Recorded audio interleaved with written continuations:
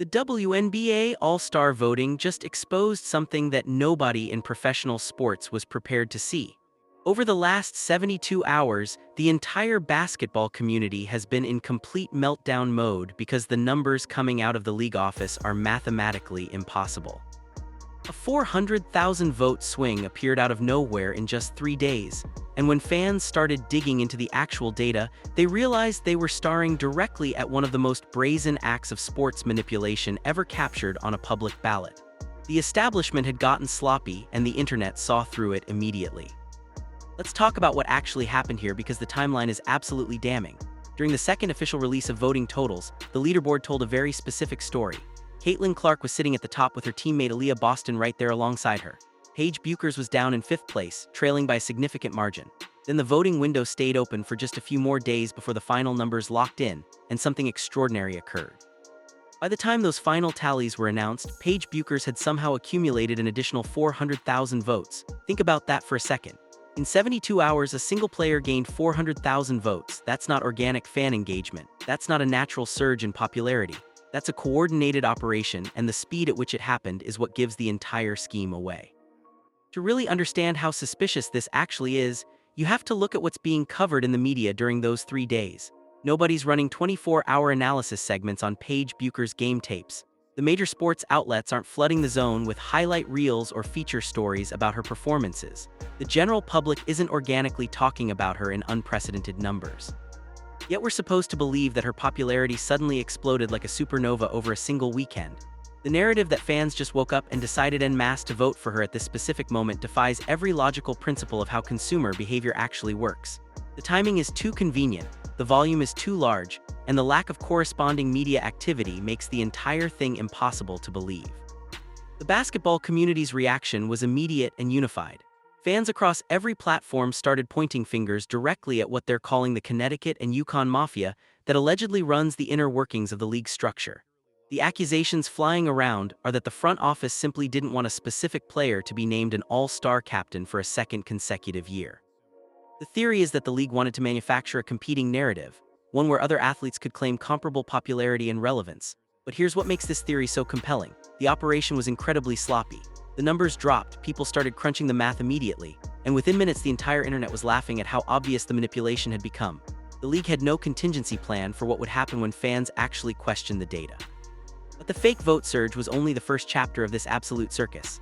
The real comedy began when the official breakdown of player peer voting got leaked to the public, and that's where things went from suspicious to completely delusional. The active players on current rosters were given 25% of the power to determine all-star selections through their own rankings. They used that privilege to stage what can only be described as a full-blown rebellion, driven by pure professional envy. Before going further, if you're enjoying this video, don't forget to smash that subscribe button. It really helps us keep bringing you the content you love. Share this video with your friends so they don't miss out on all the drama and excitement. When the final guard rankings came out, the players collectively voted Caitlin Clark as the 11th best guard in the entire league. 11. That single number deserves its own paragraph because it's genuinely difficult to comprehend how detached from reality a professional athlete would need to be to justify that ranking. The person sitting at that 11th ranking is currently averaging over 20 points and 8 assists per game for the entire season. She's doing this while playing against defenses that are openly allowed to deliver throat punches on national television without consequence.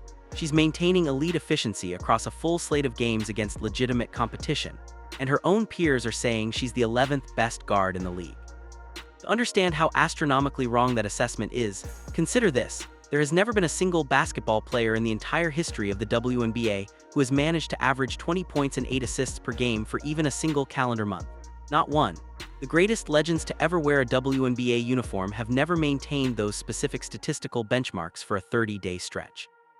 Yet this player is maintaining that exact production line across the entire season, and the professional athletes who compete alongside her decided to rank her outside the top 10. That's not a ranking, that's an insult wrapped in a ballot. The pettiness didn't stop with just one player either. The same peer voting system managed to rank Kelsey Plum as the 12th best guard in the league. Kelsey Plum is currently scoring nearly 25 points per night. She's one of the most efficient scorers in the entire league, and her own peers decided she belongs at number 12 on the guard list. The common denominator between the athletes getting absolutely buried in this peer review system is glaringly obvious to anyone paying actual attention. We're looking at a roster of players who don't fit the specific demographic or ideological profile that controls the social culture inside the league's locker rooms. If you're a straight, traditional player who doesn't belong to the internal social circle, that voting system becomes a weapon designed to send a very clear message. It's a high school popularity contest disguised as professional sports evaluation, and the entire basketball world is watching it happen in real time.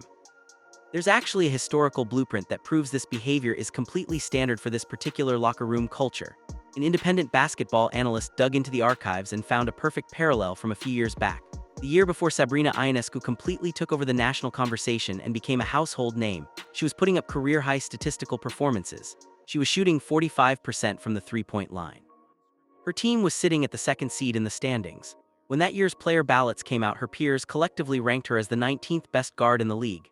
19. The moment someone looked back at this data, the pattern became unmistakable. The blueprint has been exactly the same for years. The moment a specific type of athlete begins to gather massive commercial success, global endorsements, and mainstream media adoration, the rest of the league unites to minimize their achievements out of pure, unadulterated envy. It's a coordinated operation, even if nobody's sending emails about it. The culture of the locker room sends a message that nobody needs to articulate in writing. This behavior reveals something deeply pathetic about the mentality of the veteran establishment currently running the WNBA.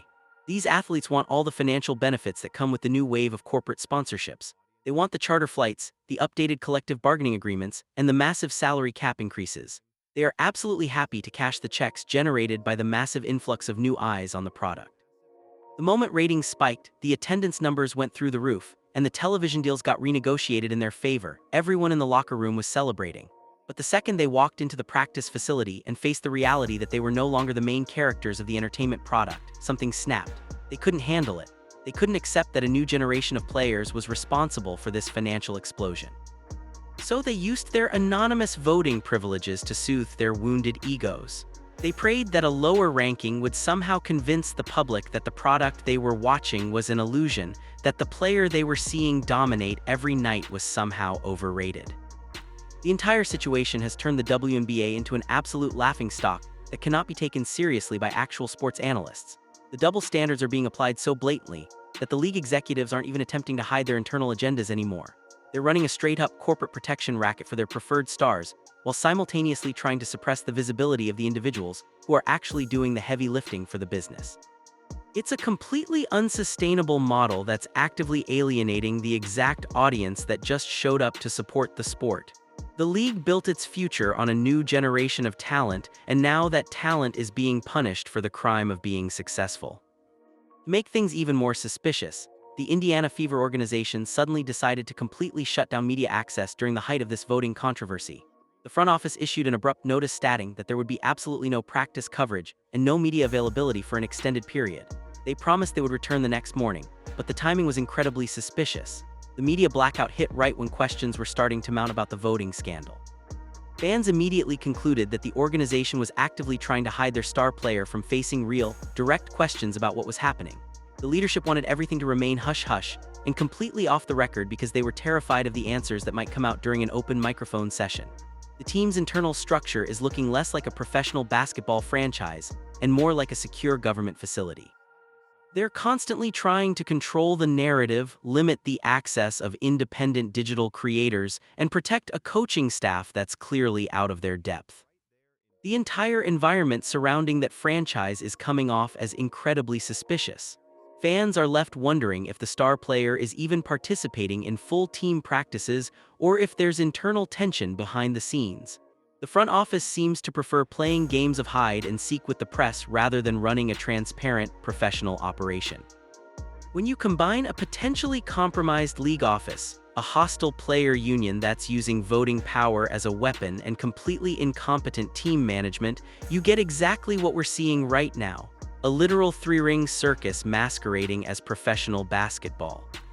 The fans who spent their hard-earned money to buy merchandise and television packages are quickly realizing that the administrative side of this sport is completely compromised by personal feelings and political alignments. They're watching a historic, once-in-a-generation statistical season get actively minimized by a group of athletes who would rather preserve their social club than celebrate true excellence on the hardwood. The irony is absolutely devastating. The league just experienced the greatest influx of new fans and corporate investment in its history, and the response from the establishment was to sabotage the very athletes responsible for that growth. It's self-destructive behavior masquerading as professional gatekeeping. Here's the hilarious part though, none of these backroom maneuvers are actually going to work. The 400,000 vote miracle might have successfully altered the captaincy graphics for the mid-season showcase. The peer voting might have successfully ranked certain players outside the top 10, but all of that manipulation cannot alter the reality of what happens inside the actual arena. You can manipulate an online form, and you can circle a number on a piece of paper, but you absolutely cannot force a stadium full of people to buy a jersey for a player they don't care about. The audience knows exactly who they came to see. They know exactly who's responsible for the new standard of living that the entire league is currently enjoying. When they walk into those arenas and see specific players on the court, they're going to cheer for them regardless of what number the peer voting system assigned. The manipulation is only making the target of all this jealousy look more like a lone warrior fighting against a completely corrupt establishment. From a storytelling perspective, the league just accidentally created the most compelling narrative possible. There's a young player with historically dominant statistics being suppressed by a jealous veteran establishment that feels threatened by her popularity. The underdog narrative is now undeniable. The public is rooting harder for the player that the establishment tried to minimize. That's the exact opposite of what the league wanted to accomplish with all of this scheming. The historical legacy of this era will not be remembered for the manufactured accolades or the manipulated ballot returns. It will be remembered as the period where a professional sports league was handed the greatest financial gift in the entire history of sports entertainment, and decided to spend their time throwing tantrums because the gift didn't arrive in the specific package they wanted. This was supposed to be a celebration of a sport reaching new heights. Instead, it's become a cautionary tale about institutional dysfunction and unchecked jealousy. The public is watching the entire drama unfold in real time, and the verdict has already been delivered in the court of public opinion. The evidence is overwhelming. The voting data is publicly available. The manipulation has been completely exposed. The internal jealousy within the league has never been more obvious to anyone paying attention. The establishment has revealed its true colors, and the fans are not going to forget this absolute betrayal of competitive integrity anytime soon. The damage to the league's credibility is permanent. When you create a situation where the most dominant player in your league has to fight against her own peers and league officials to be recognized for her accomplishments, you've already lost. You've admitted that your institutions are broken. You've admitted that personal feelings matter more than truth. You've admitted that the system is rigged. The question now isn't whether the voting was manipulated. That's already been proven beyond any reasonable doubt. The question is what happens next. Does the league attempt to salvage some credibility by acknowledging the obvious and making changes?